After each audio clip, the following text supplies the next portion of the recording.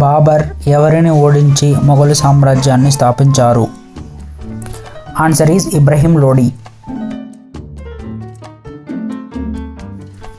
ఏ యుద్ధం తరువాత బాబర్కి గాజీ అనే బిరుదు వచ్చింది? ఆన్సర్ ఈజ్ కాన్వా యుద్ధం. బాబర్ సమాధి ఎక్కడ ఉంది? Answer is Kabul. దేశంలో ఎండాకాలం, వానాకాలం, చలికాలం అనే 3 ఋతువులు మాత్రమే ఉన్నాయని ఎవరు పేర్కొన్నారు? Answer is Babur. బాబర్ అమితంగా ఇష్టపడిన ఫలం ఏది? ఆన్సర్ ఈజ్ మామిడి పండు. మొఘలుల కాలంలో దీన్ ఫన్ అంటే అర్థం ఏమిటి? ఆన్సర్ ఈజ్ మధ్యాహ్న భోజన పథకం. గరీబీ హఠావో నినాదం ఏ ప్రణాళికలో ప్రాధాన్యం పొందింది? ఆన్సర్ ఈజ్ 5వ ప్రణాళిక. భారతదేశానికి ప్రణాళిక సంఘం అవసరమని ప్రస్తావించిన మొదటి జాతీయ నాయకుడు ఎవరు? Answer is Subhash Chandrabose.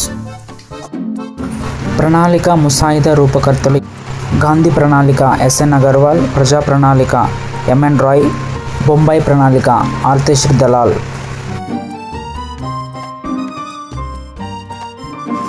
Blue baby అంటే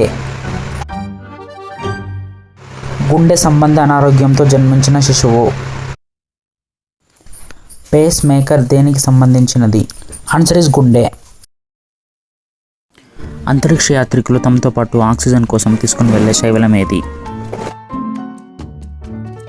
ఆన్సర్ ఈజ్ క్లోరెల్లా. న్యూట్రాన్లు లేని ఏకైక కణం ఏది? Answer is hydrogen. వ్యక్తులు అత్యున్నత స్థాయిలో జీవనం కొనసాగించడానికి అవసరమైన సామాజిక అవసరాలే హక్కులు అని ఎవరు పేర్కొన్నారు? Answer is H J Laski. Mahatma Gandhi 1922లో ప్రజలకు హక్కులు ఉండాల్సిన ఆవశ్యకతను ఏ పత్రిక ద్వారా ప్రస్తావించారు?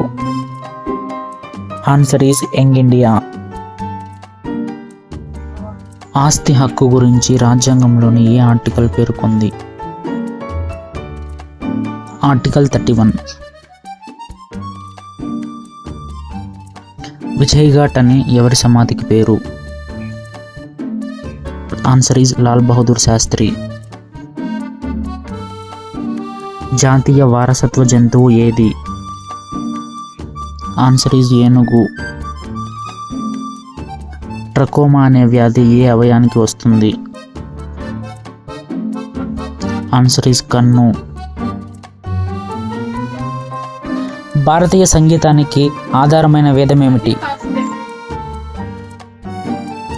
సామవేదం. సరస్సుల గురించి అధ్యయనం చేసే శాస్త్రాన్ని ఏమంటారు? Answer is limnology. డెసిబెల్ దేనికి ప్రమాణం? ఆన్సర్ ఈజ్ ధ్వని వ్యాప్తి. స్కేటింగ్ ఏ సూత్రంపై ఆధారపడి ఉంటుంది? ఆన్సర్ ఈజ్ పీడనం పెరిగితే ద్రవీభవన స్థానం పెరుగుతుంది. నిల్వ బ్యాటరీలలో వాడే రసాయనం ఏమిటి? Answer is zinc chloride. మజ్జిగ నుంచి వెన్నను వేరు చేయడానికి ఉపయోగపడే బలం ఏది? ఆన్సర్ ఈజ్ అభికేంద్ర బలం.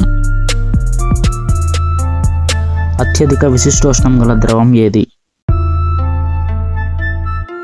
ఆన్సర్ ఈజ్ నీరు.